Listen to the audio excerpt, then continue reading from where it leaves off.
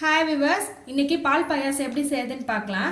அதுக்கு தேவையான பொருட்கள்: வறுத்த சேமியா ஒரு கப் எடுத்துக்கோங்க, சர்க்கரை 1 கப், பால் இந்த கப்பில் 2 கப் எடுத்துக்கோங்க, 10 முந்திரி 10 திராட்சை எடுத்துக்கோங்க, 2 டீஸ்பூன் நெய் எடுத்துக்கோங்க.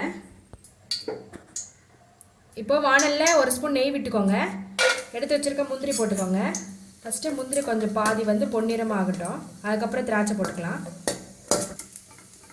இப்போ திராட்சை போட்டுக்கோங்க. திராட்சை நல்லா வெடிக்கட்டும்.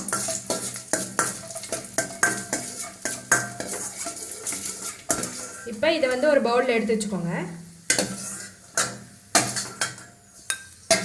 இன்னொரு ஸ்பூன் நெய் விட்டுக்கோங்க. வறுத்த சேமியா போட்டுக்கோங்க. இது வறுத்த சேமியா இருந்தால் 2 நிமிஷம் நல்லா வருங்க.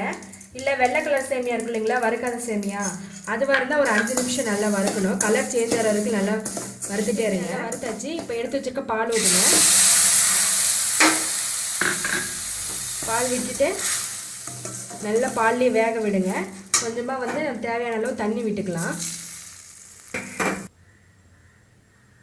சேமியா வேகிற வரைக்கும் கொஞ்சம் க்ளோஸ் பண்ணி வைங்க. அப்பப்போ எடுத்து கிளறி விட்டுட்டே இருங்க. பாருங்கள், சேமியா நல்லா வெந்துருச்சு. இப்போ ஏலக்காய் பவுடர் 1 ஸ்பூன் போட்டுக்கோங்க. இப்போ சர்க்கரை போட்டுக்கோங்க. நல்லா கிளறி விடுங்க, சர்க்கரை கரையிற வரைக்கும்.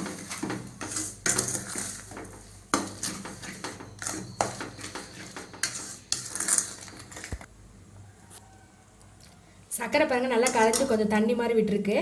இப்போ இன்னொரு கப் பால் இருக்கு இல்லைங்களா, அதை ஊற்றிடலாம். வறுத்து வச்சுருக்க முந்திரி திராட்சை போட்டுக்கோங்க.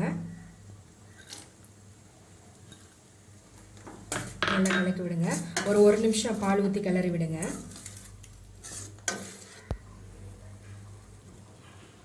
பால் காய வச்சு எடுத்துக்கோங்க. பச்சை பால் ஊற்றிடாதீங்க. நல்லா காய வச்சு 2 கப் எடுத்து ஊற்றிடுங்க. இப்போ பாருங்கள், பால் ரொம்ப கொதிக்க தேவையில்லை, ஆஃப் பண்ணிடலாம். ரொம்ப ஸ்வீட்டான பால் பாயாசம் ரெடி ஆகிடுச்சு. இது ரொம்ப ஈஸியாக செஞ்சிடலாம். நீங்களும் இதே போல் வீட்டில் ட்ரை பண்ணி பாருங்கள். பிடிச்சிருந்தா எங்கள் சேனலை சப்ஸ்கிரைப் பண்ணுங்கள். உங்களோட கமெண்ட்ஸை எனக்கு சொல்லுங்கள்.